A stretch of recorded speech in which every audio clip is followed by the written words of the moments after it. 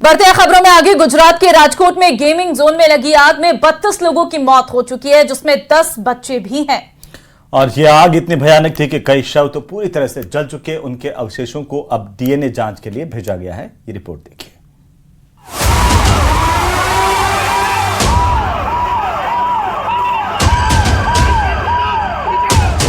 आग की इन धधकती लपटों और धुएं के गुबार में 32 लोगों की सांसें थम गई। इसमें 10 बच्चे भी शामिल थे। हादसा क्यों हुआ, कैसे हुआ, जांच शुरू हो चुकी है। सरकार ने एसआईटी बना दी, गिरफ्तारियां भी हो रही हैं। लेकिन ये सब एक्शन हो रहा है 32 लोगों की मौत के बाद। अब तक नगर निगम बेखबर था, फायर ब्रिगेड सोया हुआ था। राजकोट में 32 लोगों की मौत हुई तो दिल्ली के बेबी सेंटर में लापरवाही की वजह से 7 नवजात की मौत हो गई। राजकोट की तरह ही दिल्ली में भी किसी को ना नियमों की परवाह थी, ना प्रशासन का डर था, इसीलिए धड़ल्ले से ये कारोबार चल रहा था। राजकोट के टीआरपी गेम जोन में 25 मई की शाम को हुए हादसे का एक सीसीटीवी फुटेज सामने आया है। इस वीडियो में गेम जोन के एक हिस्से में वेल्डिंग का काम होता दिख रहा है। इसी से निकलने वाली चिंगारी थोड़ी देर में भड़क जाती है, जिसे वहां मौजूद कर्मचारी बुझाने की कोशिश करते हैं। गेम जोन से आने जाने का एक ही रास्ता था। महज 2 मिनट के अंदर आग भयानक रूप ले लेती है, जिसके कारण पूरा गेम जोन उसकी चपेट में आ जाता है। आग कितनी भयानक थी, इसका अंदाजा आप इस बात से लगाइए कि हादसे के वक्त गेमिंग जोन में मौजूद कई लोगों के शव खाक हो चुके हैं। एनडीआरएफ को रेस्क्यू ऑपरेशन के दौरान कई मानव अवशेष भी मिले, जिनकी पहचान के लिए डीएनए सैंपल लिया गया और अब तक 27 शवों के डीएनए सैंपल गांधीनगर एफएसएल को भेज दिए गए। मृतदेह थे, जो सब थे उसमें से ब्लड अवेलेबल ना होने के कारण उनके बोन्स के माध्यम से ये डीएनए टेस्ट करने की खास तरीके से आवश्यक थी। जो सैंपल्स मैच होंगे उनके परिवारजनों को जल्द से संपर्क किया जाएगा। हादसे को लेकर गुजरात हाईकोर्ट ने नगर निगम और स्थानीय प्रशासन को खूब फटकार लगाई है। कोर्ट ने इस पर कहा, अब हमें स्थानीय व्यवस्था और राज्य सरकार पर भरोसा नहीं है। आप अंधे हो गए हैं। इतने साल से ये सब चल रहा था तो क्या अधिकारी सो गए थे? गुजरात सरकार ने गेम जोन कांड में सख्त कार्रवाई करते हुए 7 अधिकारियों को सस्पेंड कर दिया है। इनमें 2 police inspector, 2 assistant engineer, 2 deputy engineer और एक फायर स्टेशन ऑफिसर भी शामिल है। राजकोट में 32 लोगों की मौत के बाद एक बार फिर सवाल उठ रहे हैं कि आखिर हर बार हादसे के बाद ही सिस्टम क्यों जागता है। राजकोट के गेमिंग जोन में धड़ल्ले से नियम तोड़े गए। गेमिंग जोन के संचालकों ने फायर एनओसी नहीं ली। ठीक इसी तरह दिल्ली में नियमों को ताक पर रखकर चल रहे बेबी सेंटर में 7 नवजात बच्चों की जान चली गई। पुलिस ने बेबी केयर सेंटर के मालिक डॉक्टर नवीन और ड्यूटी पर तैनात डॉक्टर आकाश को गिरफ्तार कर लिया है। जांच में पता चला कि 5 बच्चों के केयर सेंटर में 25 से 30 बच्चों को एडमिट किया जा रहा था। सेंटर का लाइसेंस 31 मार्च को ही खत्म हो गया था, यानी अवैध तरीके से इसे पिछले करीब 2 महीने से चलाया जा रहा था। यहाँ तक कि बेबी केयर सेंटर प्रबंधन के पास फायर एनओसी भी नहीं थी और सबसे बड़ी बात, यहाँ इमरजेंसी निकासी के इंतजाम भी नहीं थे। डॉक्टर नवीन कीर्ति जो इस हॉस्पिटल का संचालक है, उसको हमने गिरफ्तार कर लिया है और साथ में डॉक्टर आकाश जो बीएमएस डॉक्टर है, जो ऑथराइज नहीं था लेकिन वो ऑन ड्यूटी था और बाद में फरार हो गया, उसको भी अरेस्ट कर लिया। मुआयना करने में पता चला कि हॉस्पिटल की परमिशन भी 31 मार्च तक की थी और 5 बेड तक की परमिशन थी, लेकिन यहाँ पे 5 से ज्यादा बेड लगे हुए थे और इसके अलावा फायर का भी प्रॉपर व्यवस्था नहीं थी, एग्जिट की, और फायर एक्सटिंग्विशर भी नहीं थे और ऑथराइजेशन से ज्यादा सिलेंडर्स वहाँ पे थे। मेरी बच्ची को क्या नाम है, उसका पेट में उसमें कहते थे गंदा पानी चला गया पोटी का खाली। कितने दिन की बच्ची? 12 दिन की थी। अच्छा। मैं तो अपनी बच्चे से मिलने आया हूँ। मैं जब तक सरकार से मैं अपना न्याय नहीं ले रहा था, मैं यहाँ से जाऊँगा नहीं किसी हाल में। मेरी बेटी का यहाँ पे मेरे इंतकाल हो गया, मैं आलू से दफन कर गया अपना। तो वहीं बंगाल की खाड़ी से उठे रेमल तूफान ने जबरदस्त तबाही मचाई है और इस तूफान के बंगाल के तट पर 120 किलोमीटर की गति से टकराने की खबर है और इससे मची तबाही में 7 लोगों की मौत हो चुकी है। बंगाल से बांग्लादेश तक इसने भयंकर तबाही मचाई है। बंगाल में कई जगह पेड़ उखड़ गए हैं, जबरदस्त बारिश हुई है। आज ये शांत होकर आगे बढ़ गया है, लेकिन अब बिहार की कई जगहों पर तेज बारिश और तूफान का अलर्ट है। ये रिपोर्ट देखिए।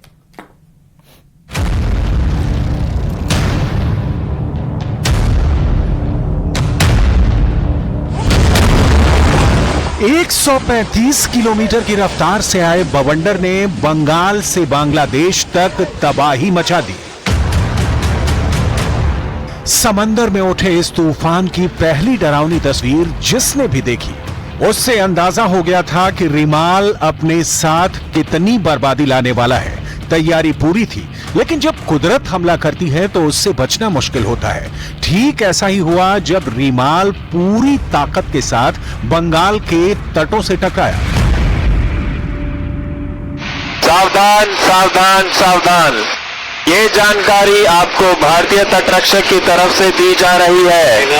समुद्र में तूफान आ रहा है, आपसे अनुरोध है कि आप नजदीकी बंदरगाह की तरफ चले जाएं। सावधान सावधान सावधान। 135 किलोमीटर प्रति घंटे की रफ्तार से आए तूफान ने कई घरों की छत को उड़ा दिया। एक झटके में सैकड़ों पेड़ उखड़ गए, दीवारें ढह गईं और चारों तरफ चीख पुकार मच गई। कोलकाता में पुरानी बिल्डिंग की बाउंड्री वॉल गिरने से एक व्यक्ति की मौत हो गई। तूफान के साथ आई बारिश ने पूरे शहर को पानी में डुबो दिया। इन इलाकों में पहले ही मौसम विभाग ने रेड अलर्ट जारी कर दिया था और 1 लाख लोगों को सुरक्षित स्थानों पर शिफ्ट कर दिया गया था। चक्रवाती तूफान रिमाल के बांग्लादेश के तटीय इलाकों में पहुंचने के बाद कम से कम 7 लोगों की मौत हो गई और लाखों लोगों को बिना बिजली के रहने के लिए मजबूर होना पड़ा। रिमाल के तट से टकराने पर 120 किलोमीटर प्रति घंटे की रफ्तार से तेज हवाएं चलने लगी और सैकड़ों गांवों में पानी भर गया। One death has taken place in Kolkata due to wall collapse, and there have been uprooting of trees due to rains and heavy winds, and that the restoration work is under progress. NDRF teams are deployed, 14 teams are deployed in major affected areas. Bengal के दीघा में भी डरावनी लहरें दिखाई थी। जैसे ही चक्रवात रिमाल आया, बारिश की मोटी चादर से समुद्र तट धुंधला हो गया। पानी का तेज बहाव मछली पकड़ने वाली नौकाओं को अंदर तक बहा ले गया। निचले इलाकों में मिट्टी और फूस के घरों को तबाह कर दिया और खेतों में पानी भर गए। हावड़ा में तो तूफान का खौफ ऐसा था कि वहां रेलवे स्टेशन पर ट्रेन के पहियों को चेन से बांध दिया गया था। रेलवे अधिकारियों को आशंका थी कि 135 किलोमीटर की रफ्तार से आए तूफान कोच को भी डिरेल कर सकता है। रिमाल को लेकर मौसम विभाग ने एक और अलर्ट जारी किया है। यह अलर्ट बिहार को लेकर जारी किया गया है। मौसम विभाग के मुताबिक बिहार के आधा दर्जन जिलों में रिमाल का असर देखा जा सकता है। मौसम विभाग का दावा है कि बिहार में 30 से 40 किलोमीटर प्रति घंटा की रफ्तार से हवाएं चल सकती हैं। बंगाल और बांग्लादेश में कहर बरपाने के बाद तूफान का रुख असम की तरफ है और वहां हाई अलर्ट पर है।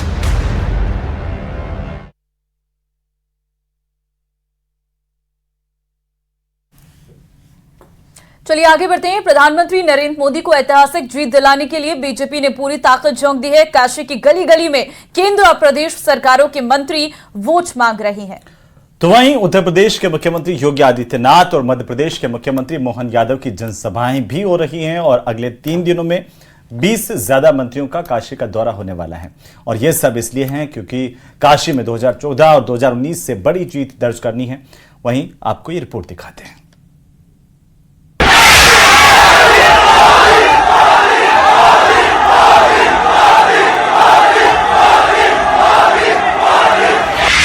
काशी का कायाकल्प करने वाले प्रधानमंत्री मोदी एक बार फिर काशी में जीत की हैट्रिक लगाने के लिए उत्तर प्रदेश के मैदान में उतर चुके हैं। पीएम मोदी काशी में वोट प्रतिशत बढ़ाने और जीत के अंतर को शिखर तक पहुंचाने के लिए चक्रव्यूह तैयार कर चुके हैं और काशी के इर्द गिर्द की लोकसभा सीटों को मजबूत करने के लिए बड़े बड़े दिग्गजों को मैदान में उतार चुके हैं।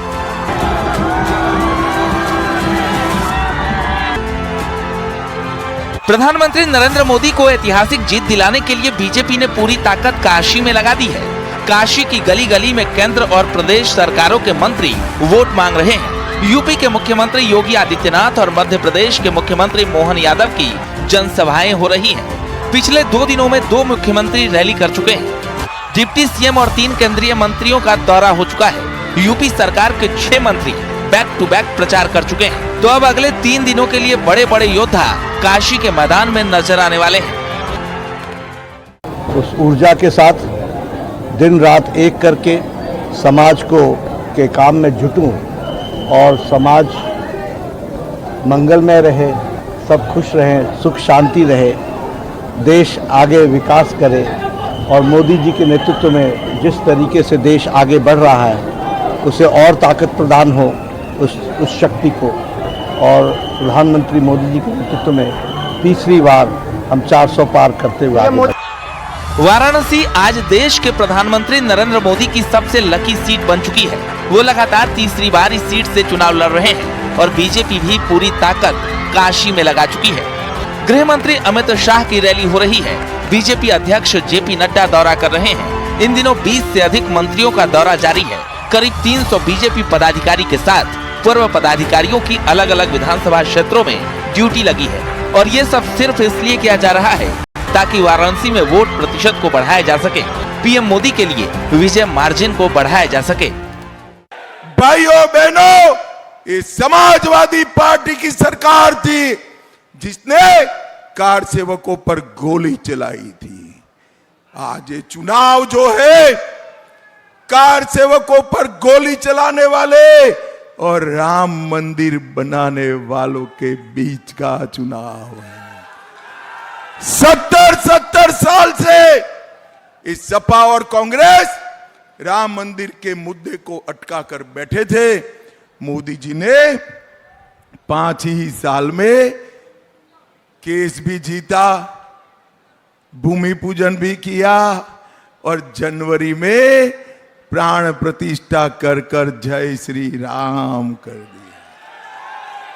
भाइयों बहनों, मोदी जी ने सिर्फ राम मंदिर नहीं, औरंगजेब ने तोड़ा हुआ काशी विश्वनाथ का मंदिर भी बनाया और सोमनाथ का मंदिर भी सोने का बन रहा है। भाइयों बहनों, सोमनाथ का मंदिर। दिल्ली की सियासत का रास्ता यूपी से होकर गुजरता है और उसी यूपी के पूरब में है महादेव शिव की नगरी काशी।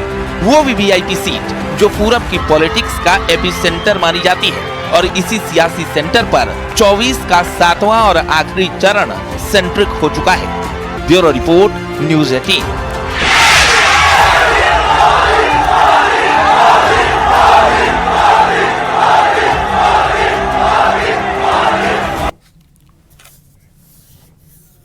और चाहिए वक्त एक छोटे से ब्रेक का। आप देखते रहिए प्रदेश का नंबर 1 न्यूज चैनल।